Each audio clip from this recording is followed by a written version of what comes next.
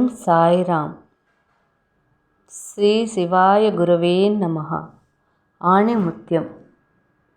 సాయి ప్రవచనములు. ఈ సాయి ప్రవచనములు 3వ భాగం. సంసారమనే వృక్షం సర్వత్రా అన్నిటా తానే ఉన్నానని తెలిసి వాడికి నానాత్వం గోచరించగలదు. కనుక సంసారమనే వృక్షం కల్పవృక్షంగా తయారవుతుంది. వాడికి సకల శ్రేయస్సును కూర్చిన తలంపులు కలిగి ఆ ఆలోచనలన్నిటినీ నెరవేర్చుకుంటూ సకల సృష్టికి తనకు శ్రేయస్సును చేకూర్చుకుంటూ పోతుంది వాడి జీవితం. ఇది ఈ నానాత్వం అనే దుఃఖమయమైన వేప చెట్టు మూలంలో సర్వము తానే అయినవాడు కూర్చుని ఉన్నాడన్న సంగతి గుర్తించినప్పుడు కలుగుతుంది. ఆయన దృష్టి వలనే ఈ సృష్టి మొత్తం కల్పవృక్షంగా మారుతుంది. ఏ సమాజములో అయితే ఈ సత్యాన్ని గుర్తిస్తారో దానికి యుగారంభం గనుక ఆ పచ్చడి తీసుకోవటం దానికి సంకేతమన్నమాట. కాబట్టి దీనిలో ఉండే ఈ సంకేతాన్ననుసరించి సహజముగా మనలో ఉండే నానాత్వభావం తొలగించుకుంటూ అందరిలో ఒక్కడే ఉన్నాడన్న భావం పెంపొందించుకుంటూ రావాలి. ఇది అన్నిటికంటే కష్టమైనది. ఎందుకంటే పుట్టినప్పటి నుంచి అన్నిటినీ చూస్తున్నాం, కానీ అన్నిటిలో ఉన్న ఏకత్వాన్ని గమనించటం లేదు. ఎవరికీ అనుభవంలోనికి రానూ లేదు. అందుకే ఇది అన్నిటికన్నా చాలా కష్టమైనదన్నమాట. ఒకవేళ దానిని సాధించటం కోసం ప్రయత్నం చేసిన, అంటే అన్నిటిలోనూ అందరిలోనూ సాయినాథుడే ఉన్నాడన్న ప్రయత్నం చేసిన, తక్కిన వాళ్ళు మన పట్ల చేసే పనుల వల్ల ఈ భావం చెదురుతూ ఉంటుంది. ఎదుట వాడిలో నేను బాబాను చూడటానికి ప్రయత్నం చేస్తూ ఉంటే వాడు అహంకారంతో నన్ను తూలనాడాడే అంటుంది మనస్సు. దీనికి సాయి చెప్పారు. వారి గురువు వారికి 2 పైసల దక్షిణ అడిగారని. అదేమిటంటే 1 నిష్ఠ, 2 సబూరి. అన్ని రూపాలలో ఆయనే ఉన్నాడు. అన్ని రూపాల్లో ఆయన కార్యాన్ని నిర్వహించుకుంటున్నాడు అని. చివరకు తన రూపాన్ని కూడా అందులో సమన్వయం చేసుకోవటాన్ని, ఆ దృష్టిలో నిలిచి ఉండడాన్ని నిష్ఠ అంటారు.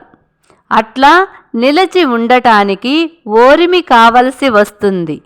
అవతలవాడు మన పట్ల చెడుగా ప్రవర్తిస్తున్నా కూడా ఆ రూపంలో కూడా ఆయన మనకు ఓరిమి నేర్పించటానికి అలా జరుగుతుందని అనిపిస్తుంది.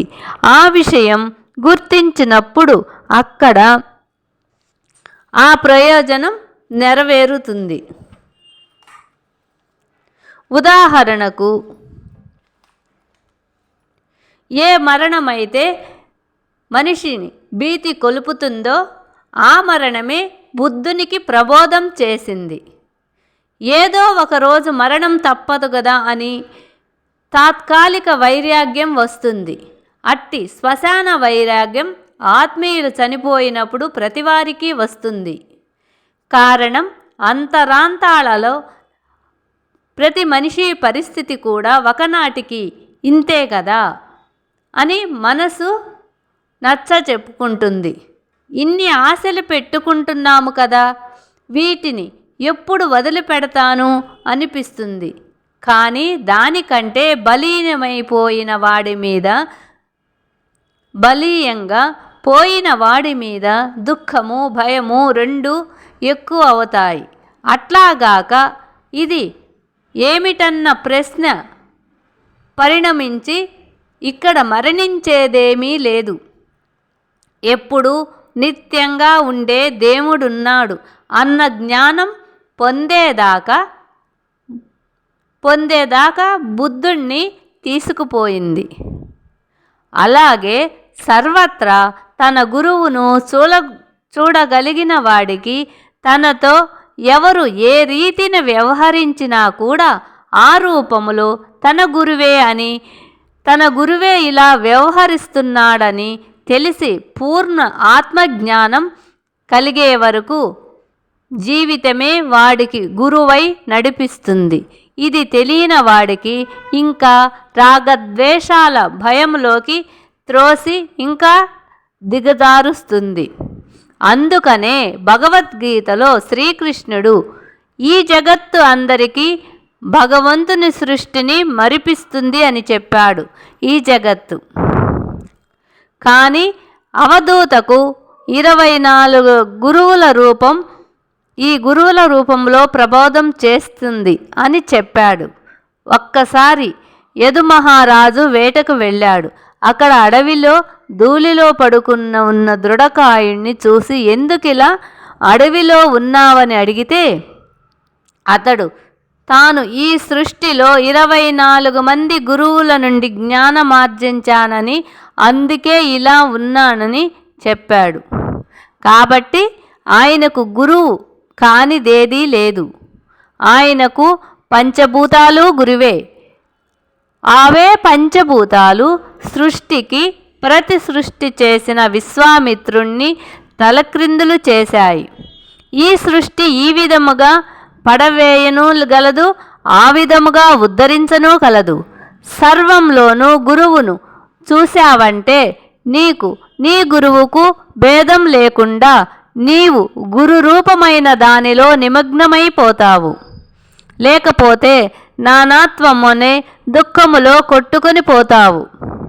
ఏ తపస్సు అయితే చేస్తావో ఆ తపస్సుని కించపరిచిన వారు వచ్చినప్పుడు కూడా ఔరా నా తపస్సును కించపరుస్తావా అని మరల మొదటికే వస్తావు. అలా చేయకూడదు అన్నాడు కృష్ణుడు.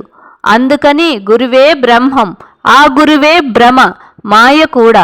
ఈ జగత్తే బ్రహ్మము, ఈ జగత్తే మాయ, ఈ జగత్తే గురువు, ఈ జగత్తే మన పాలిట రాక్షసుడు. అలాగే మనస్సే మన పట్ల గురువు, మనస్సే మన పట్ల రాక్షసుడు.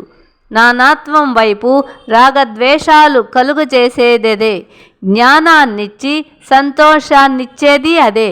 అందుకని అందరిలో ఆయన గురువు ఉన్నాడని గుర్తు పెట్టుకోవాల్సింది. ప్లీజ్ అక్షరాల ఆణిముత్యాలను షేర్ చేయండి, లైక్ చేయండి, సబ్స్క్రైబ్ చేయండి. గురువు యొక్క అనుగ్రహం అందరూ పొందండి.